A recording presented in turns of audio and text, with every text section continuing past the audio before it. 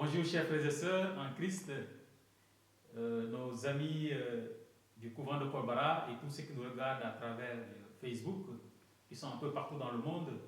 Nous vous souhaitons une très bonne fête de la miséricorde divine en ce jour consacré à la miséricorde que Saint Jean-Paul II a institué en avril 2000 à l'occasion de la canonisation de Sainte Faustine.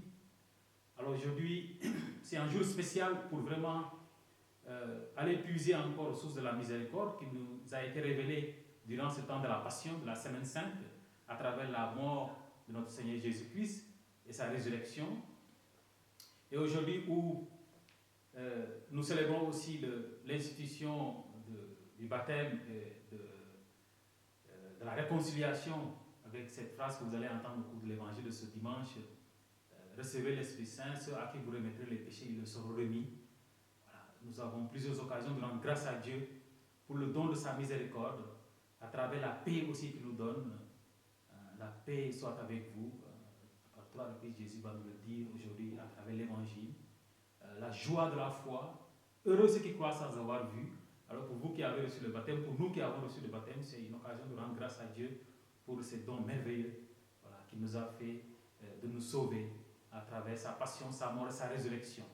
Et vous le savez que depuis la Pentecôte, depuis la résurrection du Seigneur, nous nous acheminons pendant 50 jours vers la Pentecôte, où nous allons fêter de façon particulière le don, la manifestation du don de l'Esprit Saint à toute l'Église. Et Et pour cela, nous avons pris l'initiative de vous entretenir sur l'Esprit Saint. Alors je vais demander au Père Jean-Baptiste d'où nous est venue cette idée de faire cette série de conférences jusqu'à la Pentecôte. Vous avez, chers amis, bonjour. Vous avez sans doute vu notre calendrier des dimanches avec le Seigneur, dans lequel se trouve justement ce programme. Chaque dimanche, à partir d'aujourd'hui jusqu'à la Pentecôte, nous allons parler de l'Esprit Saint. Alors, comment nous est venue cette idée? Eh bien, tout simplement, par la constatation toute simple que notre monde va pas très bien, va mal et s'éloigne de Dieu. Et que les papes et les évêques invitent tous les baptisés à vivre pour le Seigneur Jésus, d'une part, et à évangéliser leur entourage. Allez enseigner toutes les nations, nous a dit Jésus. Le pape François nous invite à être une église qui réchauffe les cœurs. Comment répandre le feu de l'amour, sinon en nous laissant nous-mêmes réchauffer? Comment brûler, sinon en recevant à nouveau le feu de l'Esprit de Jésus?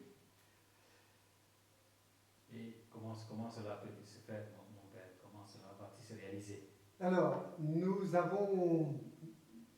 revenu à la pensée que l'Esprit Saint peut le faire. Oui. Comme il l'a fait il y a 1990 ans à la Pentecôte, il peut équiper les amis du Christ de moyens nouveaux et spécifiques pour annoncer l'Évangile avec joie, avec ferveur, avec efficacité, tout en respectant bien sûr la liberté de tout un chacun, comme Jésus le faisait. Comme le disait la belle dame de la grotte de Massabielle à Bernadette Soubirous, vous êtes chargé de le dire, vous n'êtes pas chargé de le faire croire. Sous-entendu, le faire croire, le faire accepter par un cœur libre, c'est le rôle de l'Esprit Saint dans les âmes, ce n'est pas notre rôle. Ce qui nous revient à nous, c'est de dire, c'est d'annoncer l'Évangile, d'annoncer Jésus vivant, sauveur, le seul sauveur du monde. Le reste appartient à l'Esprit Saint et à la volonté libre des gens. Vous avez parlé tout à l'heure de la Pentecôte, mais puisque c'est en ce jour, grand jour, où vraiment on a vu cette effusion formidable, mais qu'est-ce que la Pentecôte? Qu'est-ce qui s'est passé pour que ce moment-là soit si important pour nous? Eh bien, la Pentecôte, ça a été la venue, l'irruption soudaine, presque brutale, de l'Esprit Saint, des dons spéciaux de l'Esprit Saint, de guérison intérieure. Les apôtres avaient très peur, et ils ont été guéris intérieurement pour aller annoncer l'Évangile, comme Jésus leur avait dit le jour de Pâques, mais ils étaient encore très timides, très peureux. Et qu'est-ce qui s'est passé en ce moment-là de façon? Qu'est-ce qui va changer à partir de ce moment-là? Qu'est-ce qu'ils ont reçu de façon particulière pour qu'il y ait comme un départ, un nouveau départ, je ne sais pas comment on dit ça, pour l'Église naissante? Eh bien, l'Esprit Saint les a équipés de dons spécifiques, spéciaux, qui ne sont pas directement naturel. Les apôtres ont parlé aux gens qui étaient là, qui posaient la question, mais qu'est-ce qui se passe? Qu'est-ce qui se passe? Pourquoi tout ça? Pourquoi ce bruit violent alors qu'on n'a pas vu de vent, mais il y a eu un bruit de vent violent. Et les apôtres sont sortis et ont répondu à la question des gens, ils ont annoncé Jésus. Donc c'est charismatique, ils ont annoncé que Jésus est l'unique sauveur du monde, celui qui était crucifié il y a quelques jours, quelques semaines auparavant, et qu'il est ressuscité, vivant, et qu'il est prêt à accompagner chacun dans sa vie pour le libérer, pour être à ses côtés, le pacifier, lui donner une vie nouvelle et la joie profonde. Et les apôtres ont parlé dans leur langue, l'araméen, et tous les autres gens qui étaient là, qui étaient des étrangers, des juifs, mais qui venaient de pays lointains, qui parlaient d'autres langues, comme langue maternelle, les ont entendus dans leur propre langue maternelle. Et donc ce don des langues nouvelles pour l'évangélisation, ça a été vraiment la grâce spécifique de la Pentecôte. Et ce qui est très intéressant, c'est de voir que dans les actes des apôtres, il y a des renouvellements successifs de ces grâces de la Pentecôte. Le don des langues, le don de prophétie, le don de parler en étant mu de l'intérieur par l'Esprit Saint. En vous entendant, ce moment-là semble être capital pour l'évangélisation. Tout à fait capital. Certains disent que l'Église est née à la Pentecôte. En fait, elle était née déjà quand Jésus, Marie et Joseph ont commencé à vivre ensemble. Donc, dès la naissance de Jésus, l'Église est là, cachée. Et la Pentecôte, c'est la naissance de l'évangélisation avec les dons spécifiques de l'Esprit Saint, même si déjà Jésus avait, comment dirais-je, exercé ses 12 apôtres à le faire déjà pendant la vie publique de Jésus, la vie apostolique de Jésus. Mais la Pentecôte, c'est vraiment ce déploiement au niveau du monde entier de cette évangélisation avec les qualités nouvelles que l'Esprit Saint peut donner pour équiper. C'est la caisse à outils. C'est la caisse à outils de l'évangélisateur. Et cette caisse à outils de l'évangélisateur, nous en avons besoin.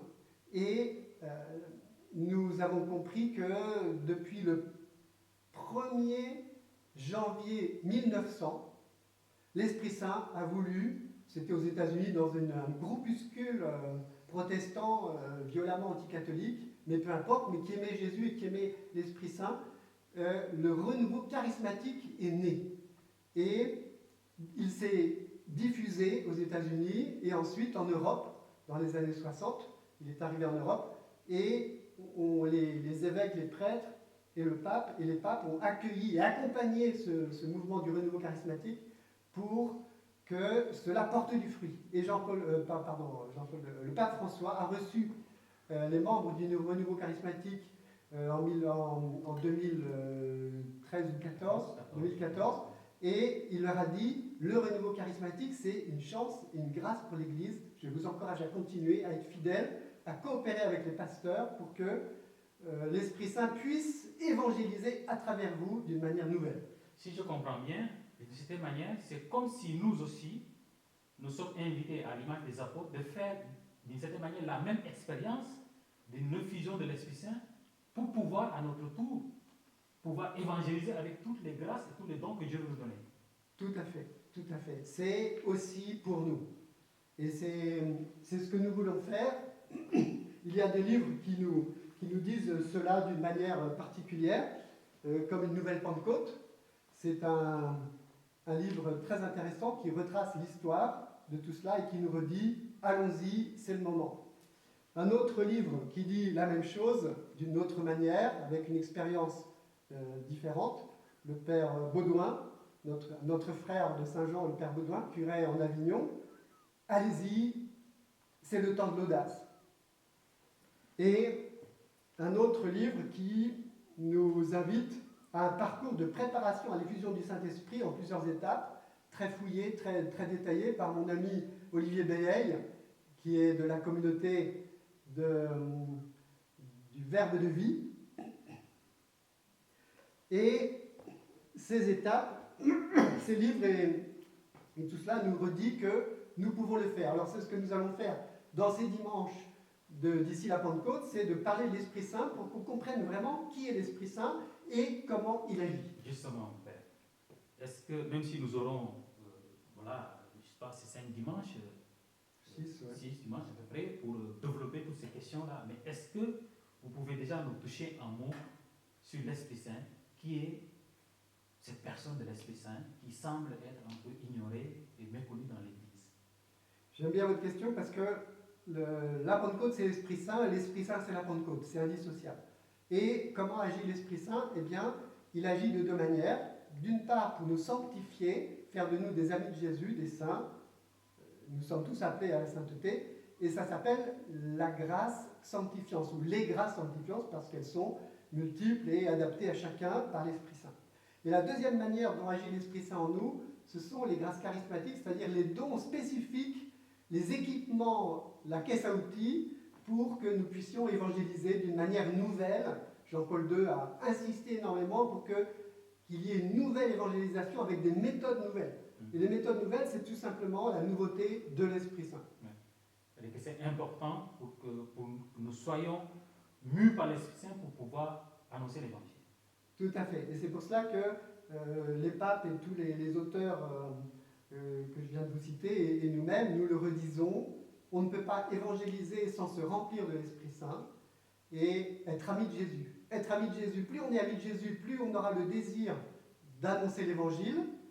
Et si on veut annoncer l'Évangile, c'est nécessaire chaque jour de se replonger dans le cœur de Jésus, dans la pensée de Jésus, dans l'Évangile, dans le cœur à cœur avec le Seigneur, parce que c'est lui qui va nous donner la force d'aller annoncer l'Évangile de la manière que Dieu veut, pas d'une manière humaine, mais d'une manière surnaturelle. Alors merci, cher Père Jean-Patrice. Alors aujourd'hui, chers frères et sœurs, vous allez déjà entendre cette parole durant l'Évangile. Recevez l'Esprit Saint, c'était adressé aux apôtres, mais je pense que c'est adressé à nous aujourd'hui. Je pense que c'est vraiment actuel. Et j'espère qu'on va tous ouvrir nos cœurs très très grands pour recevoir ce don que Dieu nous fait, qui nous a fait déjà depuis le baptême, je pense, et qu'on renouvelle à la confirmation. Alors la confirmation devrait être une effusion de l'Esprit Saint. Elle ne l'est pas souvent ou toujours parce que nous connaissons mal ces grâces particulières d'évangélisation que l'Esprit Saint veut nous donner, et donc nous ne les demandons pas avant de recevoir le sacrement de confirmation, ce qui est dommage. C'est pour cela que je vous invite, chers amis et chers auditeurs, le confinement sera terminé à partir du 11 mai, donc le 30 mai, ici même au couvent de Saint-Dominique de Corbara, je vous invite à une prière pour demander l'effusion de l'Esprit Saint, qu'il renouvelle notre union à Jésus et qu'il renouvelle notre manière d'évangéliser. Alors, merci Père Jean-Patrice. Alors, chers frères et sœurs, dimanche prochain, nous allons continuer cet entretien concernant l'Esprit Saint pour nous aider d'une certaine manière, à éveiller notre désir. En fait, il s'agit de ça, à ouvrir tout grand notre cœur, parce que le problème c'est nous. Je pense que Dieu veut se donner, Dieu se donne toujours, mais c'est nous qui ne sommes pas toujours disponibles à accueillir et qui ne sommes pas prêts à ouvrir tout grand les portes Il y a un vrai travail à faire en nous pour accueillir l'Esprit Saint, le connaître mieux, l'aimer mieux, le servir mieux et être davantage docile à l'Esprit Saint, à ce qu'il veut. C'est pour ça que j'invite nos amis à dire tous les jours: Seigneur, Esprit Saint, éclaire-moi, montre-moi ce que tu attends de moi, qu'est-ce que je peux faire pour mieux servir Jésus. Voilà. Et puis vous avez ces grands hymnes de l'Esprit Saint dans l'Église catholique. Voilà, pour ceux qui n'ont pas de prières spécifiques par rapport à l'Esprit Saint, le Veni Creator Spiritus ou bien le Veni Sancte Spiritus, vous pouvez chercher sur Internet. En français. En français. En français, c'est en latin, mais là, vous avez la traduction en français. Voilà, pour dire cette prière-là souvent durant ces jours qui nous séparent de la Pentecôte. Et puis dimanche prochain, le thème que nous allons développer, c'est comment l'Esprit Saint agit-il dans la grâce sanctifiante. Ce sera développé par moi-même, le Père Louis-François. Alors nous comptons vous retrouver, voilà, pour continuer cet itinéraire de préparation à l'effusion, au don plénier de l'Esprit Saint dans nos vies, dans nos cœurs, voilà, pour la plus grande gloire de Dieu, pour l'évangélisation, pour une nouvelle évangélisation pour l'Europe, la Corse, tout le monde entier qui en a tant besoin. Alors merci, que Dieu vous bénisse, que Dieu vous garde, qu'il vous remplisse de son amour et de son esprit. Amen. Amen.